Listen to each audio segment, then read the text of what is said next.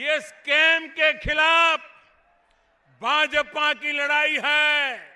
Scam का मतलब है एस समाजवादी, सी कांग्रेस, ए अखिलेश, एम मायावती।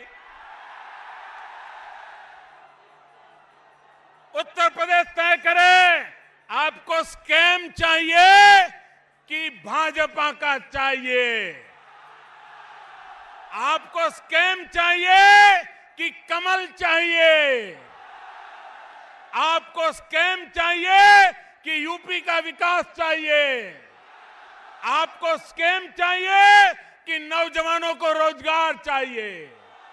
आपको स्कैम चाहिए कि उत्तर प्रदेश का विकास चाहिए। भाइयों बहनों, भाजपा की लड़ाई स्कैम के खिलाफ है। जब तक उत्तर प्रदेश को स्कैम से मुक्त नहीं करोगे, उत्तर प्रदेश में सुख चैन के दिन लौट करके नहीं आएंगे। उत्तर प्रदेश में भेदभाव ये सबसे बड़ा संकट है। अन्याय की जड़ों में भेदभाव है। आप मुझे बताइए, भेदभाव है कि नहीं है? भेदभाव है कि नहीं है? मैं तो हैरान हूं साहब। दलित को पूछो तो वो कहता है मुझे हक का नहीं दे रहे हैं, ओबीसी वाले ले जाते हैं। ओबीसी वालों को पूछो तो बोले मेरे हक का नहीं देते, वो सिर्फ यादव को दे देते हैं। यादव को पूछो कि बोलो साहब उनके परिवार से जो जुड़े हैं सिर्फ उन्हीं को मिलता है, बाकी सब मुसलमानों को चला जाता है, यादव को भी नहीं मिलता है। हर कोई शिकायत कर रहा है। भाइयों बहनों, ये भेदभाव नहीं चल सकता है। जिसका भी हक है, किसी भी माता की कोख से पैदा हुआ है, हर किसी को उसके हक का मिलना चाहिए। ये सबका साथ सबका विकास होता है और भारतीय जनता पार्टी उस पर चलती है। भाइयों बहनों, गांव में अगर कब्रिस्तान बनता है तो गांव में स्मशान भी बनना चाहिए। अगर रमजान में बिजली मिलती है तो दिवाली में भी बिजली मिलनी चाहिए। अगर होली पे बिजली मिलती है तो ईद पर भी बिजली मिलनी चाहिए। भेदभाव नहीं होना चाहिए। सरकार का काम है भेदभाव मुक्त शासन चलाने का। राजनीति में गठबंधन तो हमने देखे हैं, लेकिन ऐसा गठबंधन पहली बार देखा जो सुबह शाम एक दूसरे के खिलाफ, और आज से नहीं पिछले कई दशकों से एक दूसरे को खत्म करने के लिए कोई मौका नहीं छोड़ते थे। आज गले लग करके बचाओ बचाओ बचाओ।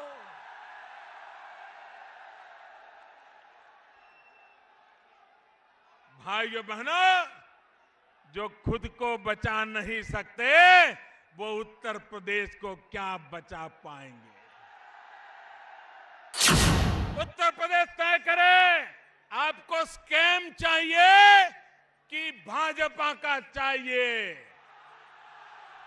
आपको स्कैम चाहिए कि कमल चाहिए। आपको स्कैम चाहिए कि यूपी का विकास चाहिए। आपको स्कैम चाहिए कि नौजवानों को रोजगार चाहिए। आपको स्कैम चाहिए कि उत्तर प्रदेश का विकास चाहिए। भाइयों बहनों, भाजपा की लड़ाई स्कैम के खिलाफ है। स्कैम का मतलब है एस समाजवादी, सी कांग्रेस, ए अखिलेश, एम मायावती, इनके खिलाफ हमारी लड़ाई है। बदायूं जिला आप जानकर के चौंक जाएंगे।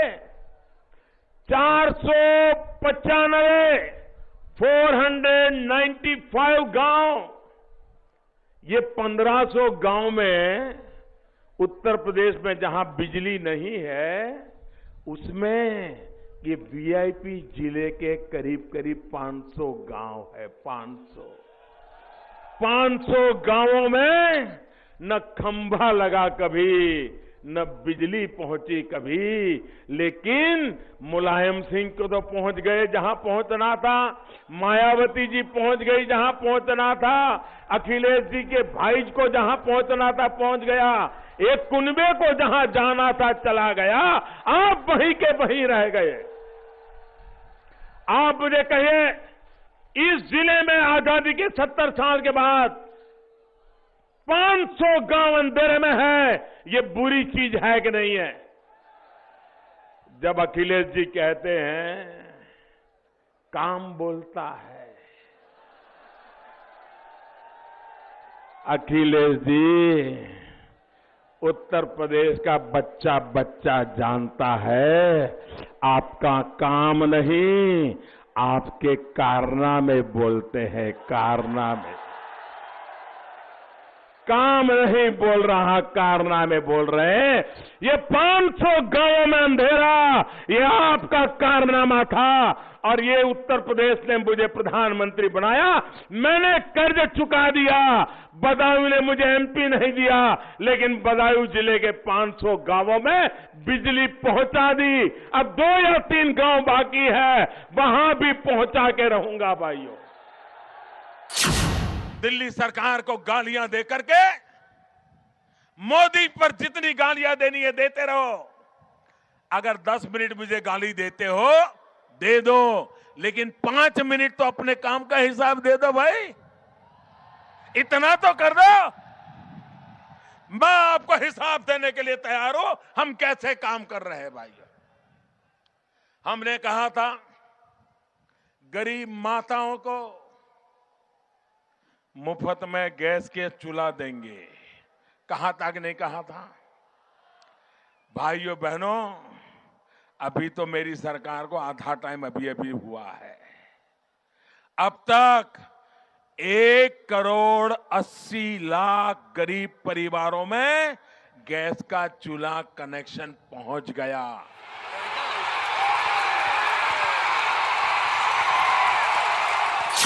आज मैं देख रहा हूं जहां मेरी नजर पहुंच रही है, लोग ही लोग नजर आ रहे हैं। एक प्रकार से ये केसरिया सागर मेरे सामने उफान पर नजर आ रहा है भाइयों बहनों। जब आंधी तेज होती है ना, तेज आंधी होती है, तो छोटी उम्र का इंसान भी उस आंधी में टिक नहीं पाता, इसलिए कोई सहारा ढूंढता है। अगल बगल में पेड़ हो तो पकड़ लेता है, कोई खंभा भी नजर आ जाए तो पकड़ लेता है। भाइयों बहनों, इस बार भाजपा की आंधी तेज है कि यहां के मुख्यमंत्री किसी को भी पकड़ लेते हैं। कहीं इस आंधी में खुद ही कहीं उड़ न जाए, बह न जाए, इस चिंता में और लोगों को पकड़ने में लगे हुए हैं। लेकिन ये आंधी उनको न टिकने देगी न बचने देगी। भाइयों बहनों, उत्तर प्रदेश की जनता परिवर्तन चाहती है। उत्तर प्रदेश की जनता न्याय चाहती है, न्याय। भाइयों बहनों, खास करके मेरे नौजवानों, मेरी माताएं बहनें, मेरे छोटे कारोबारी, मेरे छोटे छोटे किसान भाई बहन, ये लड़ाई आपके न्याय के लिए लड़ाई है, ये आपको न्याय दिलाने के लिए लड़ाई है। देश के आजादी के आंदोलन को देखा जाए तो 1857 का स्वातंत्र्य संग्राम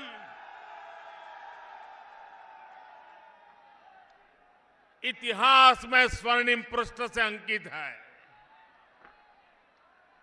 और जिस 1857 के स्वातंत्र्य संग्राम का बिगुल इसी मेरठ की धरती पर से बजा था। मेरा सौभाग्य है कि उत्तर प्रदेश के चुनाव का बिगुल बजाने के लिए मुझे भी मेरठ की धरती से आरंभ करने का अवसर मिला है।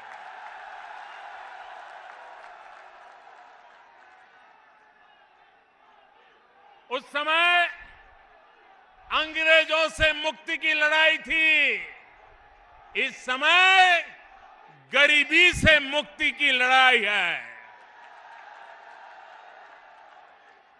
उस समय विदेशी ताकतों से खिलाफ लड़ाई थी, इस समय भ्रष्ट ताकतों के खिलाफ लड़ाई है। उस समय गैर कानूनी तरीके से हिंदुस्तान पर कब्जा करने वालों के खिलाफ लड़ाई थी, इस समय निर्दोष किसानों की जमीन कब्जा करने वाले माफियाओं के खिलाफ लड़ाई है। भाइयों, आप मुझे बताइए, उत्तर प्रदेश में कोई भी नौजवान कितना ही तेज पढ़ने लिखे में रहा हो, कितने ही अच्छे मार्क्स लाया हो, टॉप रहा हो, खेलकूद में भी अच्छा हो, लेकिन उसको नौकरी मिलेगी उसकी कोई गारंटी है क्या? नौकरी मिलेगी उसकी गारंटी है क्या? उसका कारण क्या? क्यों नौकरी नहीं दी जाती है? योग्यता होने के बाद भी क्यों नौकरी नहीं दी जाती है? उसका हक है तो भी क्यों नहीं दी जाती है? इसका कारण है कि उन्होंने राजनीति को, सरकार को, शासन को, गवर्नेंस को जातिवाद के जहर से भर दिया है।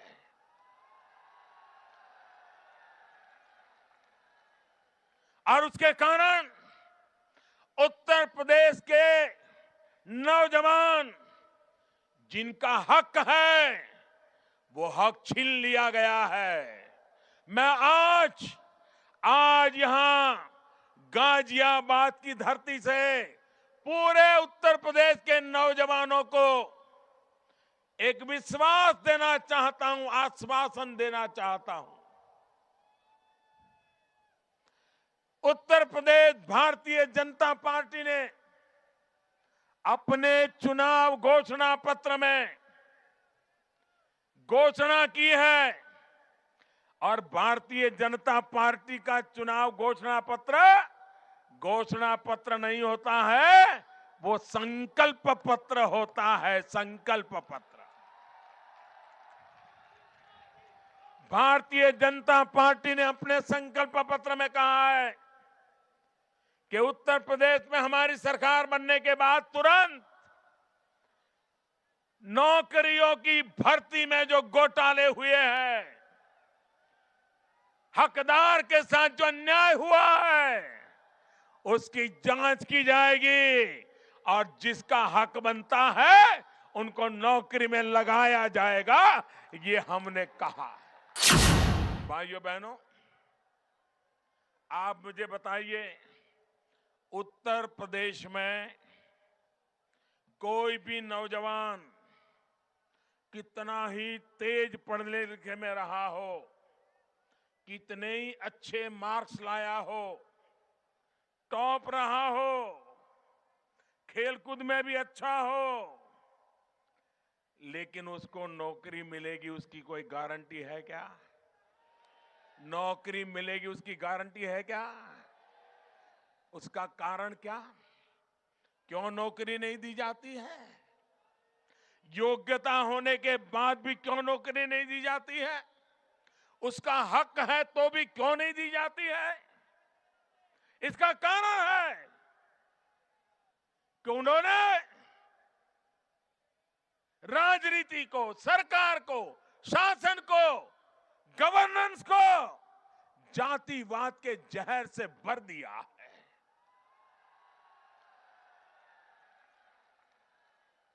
और उसके कारण उत्तर प्रदेश के नौजवान जिनका हक है वो हक छीन लिया गया है।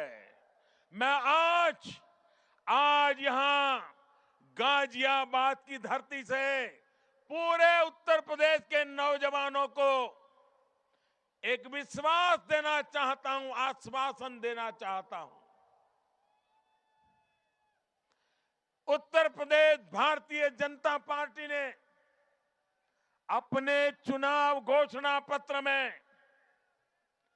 घोषणा की है और भारतीय जनता पार्टी का चुनाव घोषणा पत्र नहीं होता है, वो संकल्प पत्र होता है। संकल्प पत्र। भारतीय जनता पार्टी ने अपने संकल्प पत्र में कहा है कि उत्तर प्रदेश में हमारी सरकार बनने के बाद तुरंत नौकरियों की भर्ती में जो घोटाले हुए हैं, हकदार के साथ जो अन्याय हुआ है, उसकी जांच की जाएगी और जिसका हक बनता है उनको नौकरी में लगाया जाएगा, ये हमने कहा। पहले कहते हैं आर्थिक विकास हो नहीं रहा, नोटबंदी कर रहा हो तो बोले चौपट कर दिया, सब चल रहा था, अच्छा जा रहा था, तुमने ब्रेक लगा दी। फिर क्या किया? 3 महीने से आपने सुना होगा, रोजगार चले गए, किसान बर्बाद हो गया, बुआई नहीं हुई, फर्टिलाइजर ले नहीं रहे हैं, फसल नहीं हो रही है, उद्योग बंद हो गए, कारखाने बंद हो गए, देश पूरी तरह पिछड़ गया। और बड़े बड़े विद्वान, कोई हार्वर्ड के, कोई ऑक्सफोर्ड के, 30-40 साल से देश के अर्थतंत्र में बड़ा मौके का स्थान निभाने वाले बड़े अर्थशास्त्री, उन्होंने कह दिया, कोई कह रहा था 2% जीडीपी कम हो जाएगा, कोई कहता था 4% जीडीपी कम हो जाएगा। भाइयों बहनों, देश ने देख लिया हार्डवेयर वालों की सोच क्या होती है, हार्ड वर्क वालों की सोच क्या होती है। ये देश ने देख लिया। एक तरफ वो विद्वानों की जमात है जो हार्डवर्क का, जो हार्वर्ड यूनिवर्सिटी के नाम पर बात करते हैं, एक और गरीब मां का बेटा है जो हार्ड वर्क के द्वारा देश की अर्थनीति बदलने पर लगा हुआ है। भाइयों,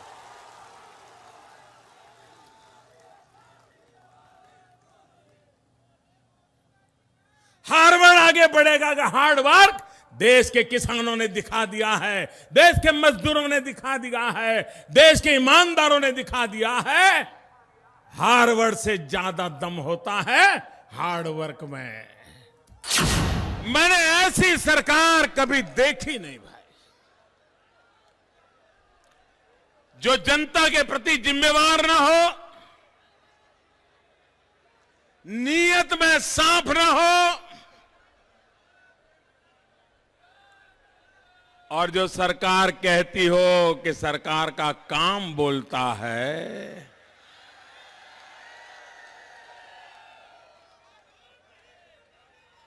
श्रीमान अखिलेश जी, अगर आपका काम बोलता होता तो इलाहाबाद की हाईकोर्ट को क्यों बोलना पड़ता? आए दिन इलाहाबाद की कोर्ट जो बोलती है उससे पता चलता है कि आपका काम बोलता है कि कारनामे बोलते हैं। शायद हिंदुस्तान में कोई राज्य सरकार ऐसी नहीं होगी जिसको हर सप्ताह अदालत से डांट पड़ती हो, फैसले रोक दिए जाते हो, फैसले निरस्त कर दिए जाते हो, क्यों? क्योंकि आप जो पाप कर रहे हो वो अब पूरे उत्तर प्रदेश की जनता की आंखों के सामने बेनकाब हो चुका है। अब आप बचने वाले नहीं हो। ऐसी सरकारें चली, उनको गरीबों का काम कभी काम नहीं लगता था भाई। और मुझे खुशी है कि इतने कम समय में 4 करोड़ से ज्यादा शौचालय बन चुके हैं और लोगों ने शौचालय बनाने के लिए एक आंदोलन खड़ा कर दिया है भाई। मैंने ऐसी माता देखी है, 90 साल की बूढ़ी मां अपनी बकरी बेच करके शौचालय बनाती है। मैंने ऐसी बेटियां देखी हैं कि शौचालय नहीं है तो बारात को लौटा देती है। ये क्रांति का वातावरण आजादी के बाद सामान्य मानवीय की जिंदगी में बदलाव लाने के लिए पैदा हुआ है। भाइयों बहनों, इसका लाभ उत्तर प्रदेश के गांव गरीब को भी मिल सकता है, उत्तर प्रदेश के गरीब को भी मिल सकता है। लेकिन फिर अब एक परिवार का भला करने के लिए बैठे हुए लोग कभी उत्तर प्रदेश का भला नहीं कर सकते हैं भाई, कभी भला नहीं कर सकते हैं। और इसलिए भाइयों बहनों, हम तो ये मंत्र लेकर के आए हैं, न जात पात, न भेदभाव, न ऊंच नीच, सबका साथ, सबका विकास। सबका साथ, सबका विकास, कोई भेद रेखा नहीं।